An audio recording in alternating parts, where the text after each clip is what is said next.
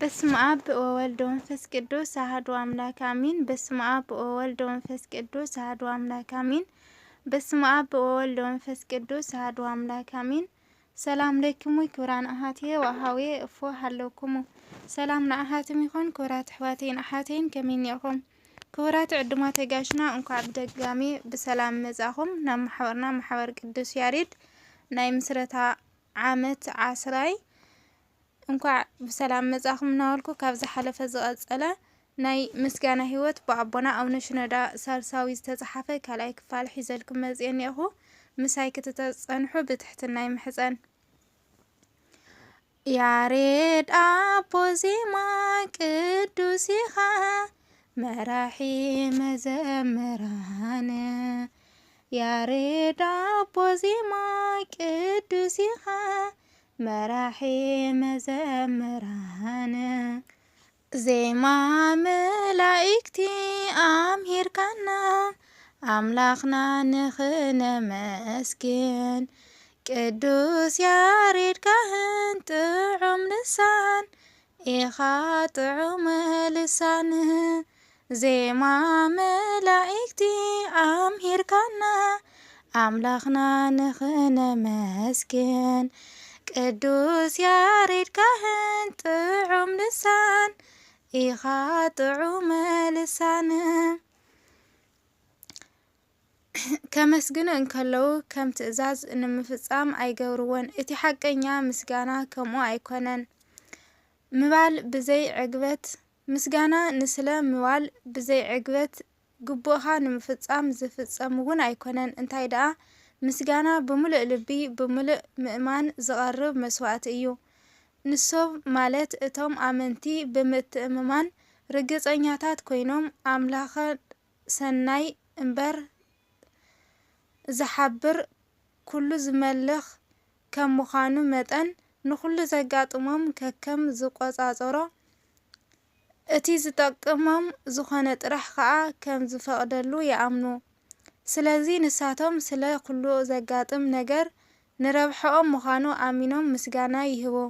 ምእንትዚ ናይ ምስጋና ህይወት ምስ እምነት ዝተኣሳሰረ እዩ።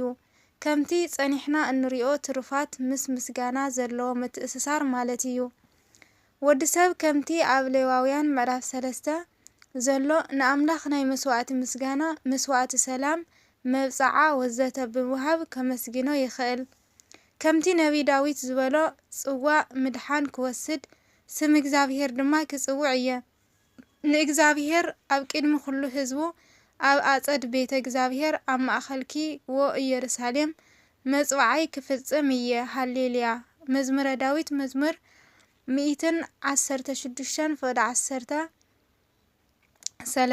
116-13-19 ምስጋና ኣብ ህይወት ደቂ ኣምላኽ ብደረጃታት እዮም። ምስጋና ስለ ተኣምር፣ ስለ ብሉጽ ውህተታት፣ ስለ ዓበይቲ ጸጋታት፣ ስለ ዝርአን ዘየጠራጥርን ወይ እውን ዘይርአ ነገራትን ከምኡውን ዓብዪ ውጽኢት ዝረኸብናሉ ሰናያት ከምኡ ከዓ ብዙሕ ሰብ ዘየመስግነሉ ንኣሽቱ ጸጋታት ብዘይ ምስትብሃል ዝሓልፉ ከምኡውን ካልእ እንዳተረኣዮ እንከሎ ምስጋና ከም ዘየድልዮ ጌርና እንወስዶ ወዘተ ክጥቀስ ይከኣል። ዓብዪ ዋጋ ዝወሃቦ ከዓ ካልእ ኣሎ። ንሱ ከዓ ንውሑድ ነገር ምምስጋን እዩ። ኣብ ናይ ምስጋና ህይወት ከም ልሙድ ዝውሰድ ሓደ ሰብ ካብ ኣዝዩ ዓብይን ሓደገኛን ሕማም ምፍዋስ፣ ንኣብነት ካብ ከንሰር ዝዓይነቱ ሕማም ምስ ዝፍወስ ወይ ዝድሕን እዩ ምስጋና ዘድሊ ዝመስሎ። ከምኡ ግና ኣይኮነን። ካም ሰዓል ዝኣመሰለ ሓዊኡ ዘመስግን፣ እቲ ኣብ ደቀቕቲ ነገራት ዘመስግን ሰብ ግና ኣብ ሰባት ቀጻሊ ዝመላለሱ ከም ምዃኑ መጠን እዚ ሰብ እዚ ናይ ምስጋና ህይወት ኣብ ህይወቱ ስለ ዝተለማመደ ጥራሕ እዩ ዘመስግን።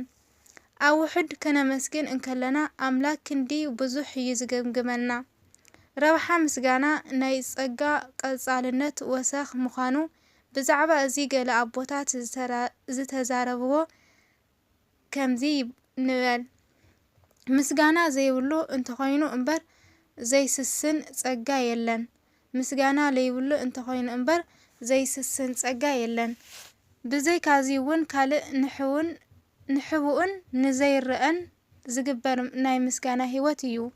ምስጋና ምናልባት ስለ ክመጽእ ዝኽእል ውሳእን ድኻማትን ግን ከዓ ብሰንኪ ሓለዋን ተገዳስነትን ኣምላኽ ዘይመጸና ከምኡውን ምስጋና ስለ ሓለዋ ሰይጣን ኣብ ልዕሌና ከውርዶ ዝሓስብ ጉድኣትን ኣምላኽ ግና ኣባና ንኸይበጽሕ ዝኽልክሎ ግና ከዓ ንሕና ዘይንሪኦም ዘይንፈልጦን ግን ድማ ብእምነት ንቕበሎ ስልኡ ከዓ ነመስግኖ እዚ እዩ። ብባህሪ ንሕና ንእግዚኣብሔር ስለቲ ኣብ ልዕሌና ዝወረደ ጸባታት ስለ ድሕነትና ነመስግኖ ኢና።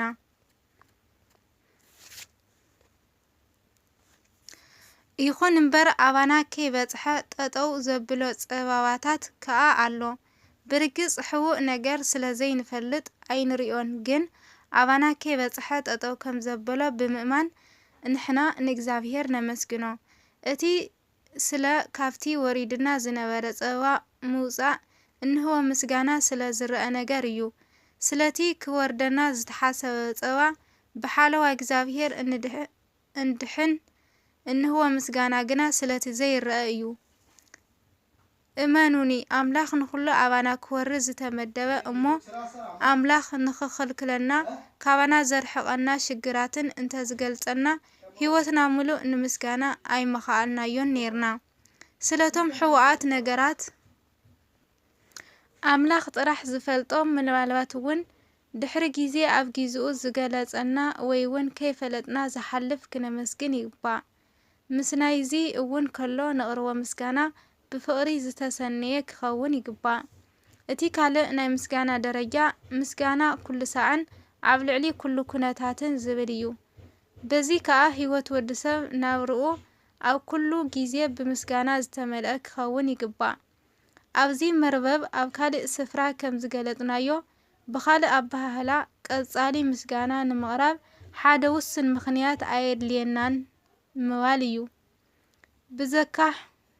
ብዘይካ ምኽንያት ምህላውና ጥራሕ ንባዕሉ እኹል ምኽንያት እዩ። እዚ ከዓ ምስቲ ነፍስኻ ምውፋይ ዝብል ይተኣሳሰር። ምስጋናና ብፍጹም እንገብሮ ዓይነት ኩነታት ጠጠው ኣይብልን። ዝለዓለ ደረጃ ናይ ምስጋና ህይወት ምስጋና ኣብ ጊዜ ጸበባ እዩ። ስለቲ ካብ ጸበባ ዘድሕነና ንኣምላኽ ነመስግኖ። እዚ ግና እቲ ዝተሓተ ናይ ምስጋና ዓይነት እዩ።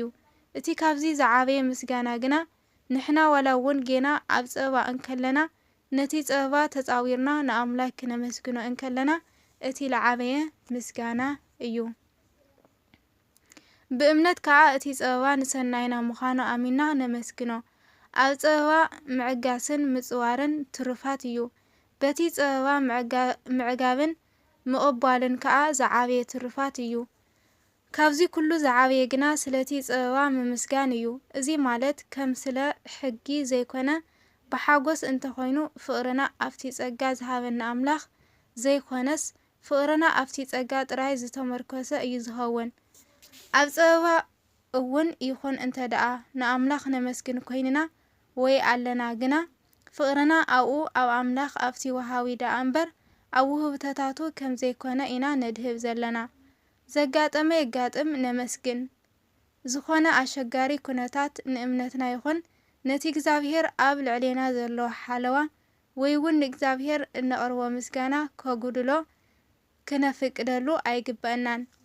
ከምኡውን ሰላምና ከይተዘረገ ሓጎስና ኩሉ ሳዕ ኩሉ ብሰላም ምስ ሰብን ምስ ኣምላኽን ክንነብር ይግባእ። እዚ ሓጎስና ናይ ምስጋና ህይወት ከዓ ኣብ ካልኦት ሰባት ዓብዪ ጽልዋ ይህልዎ። ኣብ ጊዜ ጸበባ ክንሕጎስን ክነመስግንን ኣብ ዝረኣይና ጊዜ ይጸናንዑ እወ ውሽጣዊ ሰላምን ምስጋናን ክርእዩ እንተለዉ በዚ ወንጌል ዝተሰረተልና መንፈሳዊ መሰረተ ስርዓት ይጸንዑ። ብኣውነትነን ብግብርናን ኣብነት ወይ እውን ምኽንያት ኮይኖም ዝተዋሃበና ዘይተቐበልናዮ ጸጋታት እውን እዮም። እዚ ፍረዚ ዝረኸበና ከዓ ንኣምላኽ ነመስግኖ። ከምኡ እውን ስለ እታ ጸበባ እውን ምምስጋን የድሊ። ምኽንያቱ መንፈሳዊ ጥንካሬ ስለ እትውህብ እዩ። ንወዲ ሰብ ዓማቕ ናይ ጸሎት ጊዜ ርክብ ምስ ኣምላኽ ናይ ጾምን እምነትን ጊዜ ስለ እትህብ እዩ። ኣብዚ መርበብ ኣብ ካልእ ክፍሊ መጽሓፍ ከም ዝገለጽናዮ ንቤተ ክርስቲያን ሓይልን ሓድነትን እውን ልቢ ደቂ ናብ እግዚኣብሔር ክልዕሉ ትገብር ወይ እውን ብርቱዕ ጸበባ ካብ ሚእቲ ሰብከት ንላዕሊ እውን ካብ መንፈሳዊ ጽሑፋት ምንባብ ንላዕሊ ናብ ናይ ንስሐ ህይወት ክመርሕ ይኽእል እዩ። ኣብ ግዜ ጸበባ ኢድ እግዚኣብሔር ክትዓዪ ኢና ንርኢ። ጸበባ ንኣምላኽ ግብሪ ኢዱን ተርእየና እያ። ኣብ ህይወትና ጣልቃ ከኣቱ ከናግፈናን ሓይሉ እውን ከርእየናን ቅድሚ ሕጂ ብዘይ ጸበባ ርኢናዮ ዘይንፈልጥ መንፈሳዊ ተመክሮ ዘመስግን ባህርያዊ ርድኢት እውን ይሕድረና። ከምዚ ኢሉ ከዓ ብዘይ ዝኾነ ምጉርምራም ብቐጻሊ ናይ ምስጋና ህይወት ይነብር። ናይ ኣቦታትና ሐዋርያት ምሳሌ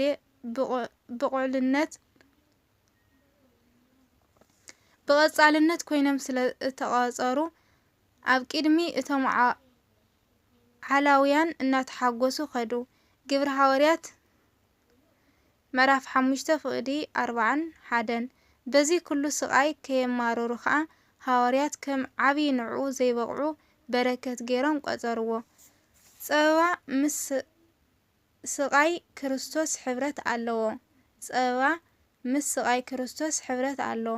መጽሓፍ ቅዱስ እውን ከምዚ ይብል፣ እቲ ኣባይ ዝረአኹምዎ ሕጂ እውን ኣባይ እትሰምዕዎ ዘለኹም ገድሊ ከምኡ ክትጸግቡ እምበር ብኡ ክትኣምኑ ጥራይ ኣይኮነን ተዋሂብኩም ዘሎ።